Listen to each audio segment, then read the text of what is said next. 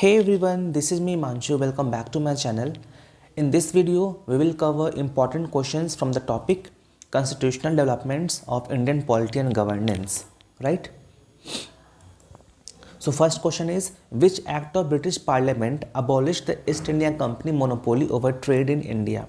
Answer would be Charter Act 1813. ठीक है, और इसके अलावा जो ये है रेगुलेटिंग एक्ट, ये कब आया था? 1773 में. ठीक है, जो पिट्स इंडिया एक्ट था ये कब आया था? 1784 में. 1784 में. ठीक है जी. नेक्स्ट, कलर चेंज कर लेते हैं जरा. Next, by which of the following act legislative councils of India received the power to discuss the budget. ठीक है, तो जो हम लोगों को जो पावर मिला था बजट डिस्कस करने का, वो मिला था इंडियन काउंसिल एक्ट 1892 से. अच्छा, एक चीज़ यहाँ पे नोट करने वाली है कि जितने भी इम्पोर्टेंट एक्ट्स थे 1858 से पहले, जैसे आपका और 1858 से पहले और 1858 के बाद.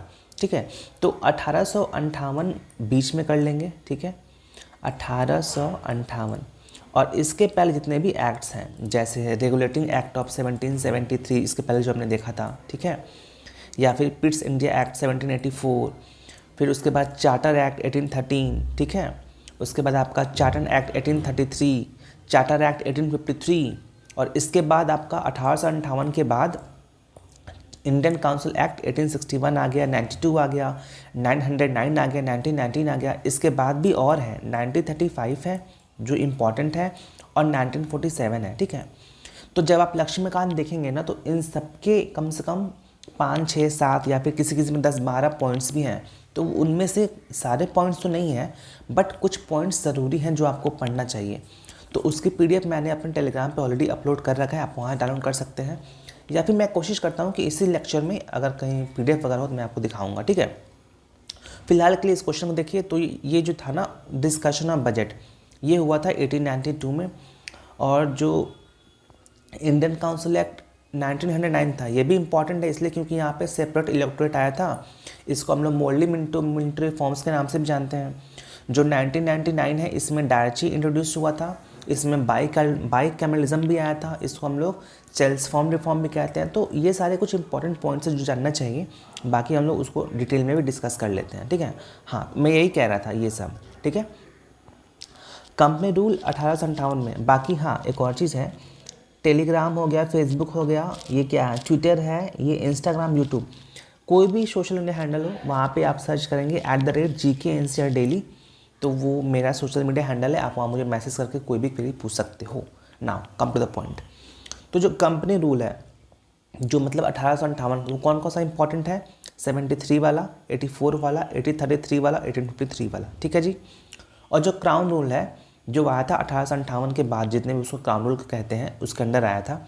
तो इसमें 1858, 61, 62, 1909, 1935, 47, ये सारे इंपॉर्टेंट हैं. अच्छा, मैं काम करता हूँ, मैं आपको ना वो PDF दिखाता हूँ लक्ष्मीकांत की, आप उसका स्क्रीनशॉट ले लीजिए, और जो इम्पोर्टेंट पॉइंट्स हैं मैं वहाँ पे खुद ही एक्सप्लेन कर दूँगा. ठीक है जी. चलो, ये आपका है इंडियन पॉलिटी लक्ष्मीकांत, बहुत मोटी बुक है. ठीक है, तो सबसे पहला जो मैंने बताया था वो कौन सा है, यहाँ पे देखो, रेगुलेटिंग एक्ट ऑफ 1773. ठीक है, तो इसका है पहला पॉइंट इंपॉर्टेंट, जिसमें गवर्नर जनरल ऑफ बंगाल को गवर्नर जनरल बनाया गया था, और जो first governor general of Bengal थे वो थे लॉर्ड वॉरेन हास्टिंग. तो पहला पॉइंट इंपॉर्टेंट है. उसके बाद तीसरा पॉइंट इंपॉर्टेंट है, इसमें supreme court of Calcutta establish हुआ था. ठीक है, बाकी सब छोड़ सकते हो. उसके बाद आपका आता है पिट्स इंडिया एक्ट ऑफ 1784. ठीक है, इसमें आपका दूसरा पॉइंट इंपॉर्टेंट है. ठीक है, बाकी सब छोड़ सकते हो. उसके बाद आता है चार्टर एक्ट ऑफ 1833. ये बहुत इंपॉर्टेंट है क्योंकि इसमें क्या हुआ, सेंट्रलाइजेशन अपने पीक पे था. ठीक है, और इसमें जो पहला पॉइंट है दैट इज़ वेरी इंपॉर्टेंट, कि इसमें क्या हुआ कि गवर्नर जनरल ऑफ बंगाल को इन्होंने नाम दे दिया गवर्नर जनरल ऑफ इंडिया. तो वैसे फर्स्ट कौन थे? Lord William Bentinck. तो पहला इंपॉर्टेंट होता है. दूसरा भी इंपॉर्टेंट है. पहले क्या था, पहले के एक्ट्स में हम रेगुलेशंस नाम देते थे, अब हम लोग एक्ट्स बोलने लगे. तो दूसरा पॉइंट इंपॉर्टेंट है. ठीक है जी. तीसरा छोड़ सकते हो, चौथा छोड़ सकते हो. उसके बाद है चार्टर एक्ट ऑफ 1853. ये भी इम्पॉर्टेंट है. ठीक है, इसमें पहला छोड़ दो, दूसरा इंपॉर्टेंट है, ठीक है, स्क्रीनशॉट आप लोग लेते चलना। दूसरा इंपॉर्टेंट है, इसमें सिविल सर्विसेज एग्जामिनेशन के लिए अपॉइंटमेंट हुआ था मैकले कमेटी का 1854 में। उसके बाद तीसरा छोड़ दो, नॉट इम्पॉर्टेंट। चौथा छोड़ दो, नॉट इम्पॉर्टेंट, ठीक है। तब आया क्राउन रूल 1858 से लेकर 1947 तक। पहला है गवर्नमेंट ऑफ इंडिया एक्ट 1858। इसको हम लोग कहते हैं act for the good governance of India. ये लाइन इंपॉर्टेंट है, ठीक है। उसके बाद इसके कुछ फीचर्स देख लेते हैं, स्क्रीनशॉट ले लेना। इसमें पहला इंपॉर्टेंट है, इसमें क्योंकि फर्स्ट वाइसरॉय ऑफ इंडिया की बात की गई है, जो लॉर्ड कैनिंग थे, उनको बनाया गया था, ठीक है जी। दूसरा छोड़ दो, तीसरा छोड़ दो। चौथा इंपॉर्टेंट है, इसमें 15 मेंबर की कमेटी बनाई गई थी, 15 मेंबर काउंसिल, ठीक है। उसके बाद आता है इंडियन काउंसिल एक्ट 1861। इसमें पहला इंपॉर्टेंट है, ठीक है। इसमें ये राजा ऑफ बनारस, महाराजा ऑफ पटियाला और सरदिंकर राव को अपॉइंट किया गया था एज इंडियंस, ठीक है। इसके बाद दूसरा छोड़ दो, तीसरा छोड़ दो। चौथा इंपॉर्टेंट है, क्योंकि इसमें अब क्या हुआ कि एक साथ बहुत सारे इंपॉर्टेंट पोर्ट्स दिए गए जिसको हम लोग पोर्टफोलियो सिस्टम कहते हैं, तो चौथा इंपॉर्टेंट है, ठीक है। पांचवा छोड़ दो। 1892 में आ जाओ। इसमें कौन सा इंपॉर्टेंट है भाई? ये दूसरा वाला जो हमने क्वेश्चन देखा था कि इसमें पावर टू डिस्कस बजट आया था। देखो, it increase the functions of legislative council and give the power of discussion the budget, ठीक है। तो दूसरा इंपॉर्टेंट, बाकी सब छोड़ दो। उसके बाद आ जाओ 1909 में, इसे हम लोग कहते हैं मॉडल मिलिट्री रिफॉर्म्स, ठीक है। तो ये लाइन इंपॉर्टेंट है। उसके बाद ये चौथा पॉइंट इंपॉर्टेंट है, ठीक है, स्क्रीनशॉट ले लेना। चौथा पॉइंट इंपॉर्टेंट है। पांचवा भी इंपॉर्टेंट है, ठीक है। और फादर ऑफ कम्युनल इलेक्ट्रोड किसे कहते हैं? लॉर्ड मिंटो को, ठीक है जी। तब आता है 1919 और इसमें ये वाला 4 लाइन इंपॉर्टेंट है, ठीक है।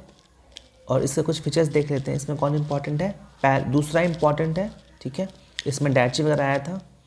उसके बाद तीसरा भी इंपॉर्टेंट है, it introduce for the first time bicameralism, ठीक है। उसके बाद कौन इंपॉर्टेंट है? नौवां इंपॉर्टेंट है, ठीक है। इसके बाद आ जाओ, इसको छोड़ दो, इसको, हाँ। इसके बाद गवर्नमेंट ऑफ इंडिया एक्ट 1935। इसके फीचर्स में पहला इंपॉर्टेंट नहीं है, दूसरा इंपॉर्टेंट है, ठीक है। इसने क्या किया? डैची अबॉलिश कर दिया, लेकिन इसने क्या किया कि डैची संटा पे अडॉप्ट कर ली, तो ये क्वेश्चन बन सकता है। दूसरा तीसरा पॉइंट इंपॉर्टेंट है, ठीक है।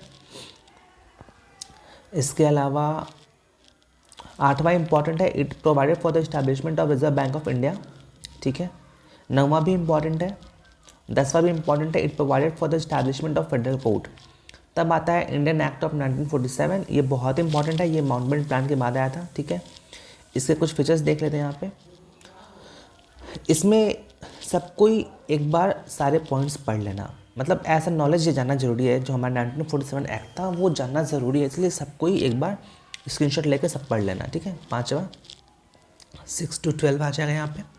13 बात ख़त्म, ठीक है। चलो वापस अपने स्लाइड्स पे आते हैं, ठीक है। चलिए next question, by which of the following act legislative council of India receive the power to discuss the budget? ये तो किया ही था हमने 1892, ठीक है। The federal code of India, अब जस्ट हमने देखा था 1935 में, sorry.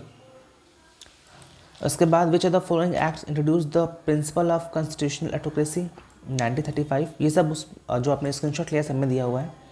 A federal system and dyarchy was introduced at the centre, वही वाला 1935, ठीक है। तो मेरे कहने का मतलब ये है कि जितने भी पॉइंट्स हैं सारे पॉइंट्स इंपॉर्टेंट है और क्वेश्चंस कहीं से भी आ सकते हैं। ऐसे रैंडमली क्वेश्चन सॉल्व करना इंपॉर्टेंट नहीं है, आपको सारे पॉइंट्स याद होने चाहिए, ठीक है जी। उसके बाद ये इसका आंसर है ये वाला, गवर्नर जनरल, ठीक है। Which one of the following acts led to the separation of Burma from India? वही वाला 1935। हाँ, एक और चीज़ मैं कहना चाहता हूँ कि जो गवर्नमेंट ऑफ इंडिया एक्ट 1909, 1919, 35, 47, ये जो चारों पॉइंट है ना, ये जो चारों एक्ट ये चारों बहुत इंपॉर्टेंट है। और इसमें भी जो सबसे ज़्यादा इंपॉर्टेंट है वो आपका सी वाला गवर्नमेंट ऑफ इंडिया एक्ट 1935, क्योंकि हमने इसमें से ही बहुत सारे पॉइंट्स अपने जो कॉन्स्टिट्यूशन फ्रेम किया उसमें लिया है, तो सी वैसे ही बहुत इंपॉर्टेंट है। बाकी ये चारों काफ़ी इंपॉर्टेंट है, ठीक है। The objective of Ilbert bill, अच्छा हाँ, ये थोड़ा अलग क्वेश्चन है। इल्बर्ट बिल के बारे में जानते हैं। ये जो था ये आया था 1883 में, ठीक है। अरे ये आया था 1883 में, और इसको लाया था किसने, लॉर्ड रिपन ने, ठीक है। इसमें ये था ना कि जितने भी ट्रायल्स होते थे, तो यदि कोई यूरोपियन गलती करता है तो उसके लिए इंडियन जजेस ट्रायल करेंगे, ये इसमें प्रोविज़न था। हालांकि इसका बहुत सारे विरोध भी हुआ, यूरोपियंस ने किया, ठीक है। तो इसका जो आंसर है वो ऑप्शन नंबर बी हो जाएगा, ठीक है। To put a strict restriction of local press because they were consider anti to colonial rules, अरे ये नहीं होगा, ये होगा ना ए वाला, sorry. To bring Indians and Europeans at equal status as far as the penal jurisdiction of courts was concern, ठीक है। Thank you.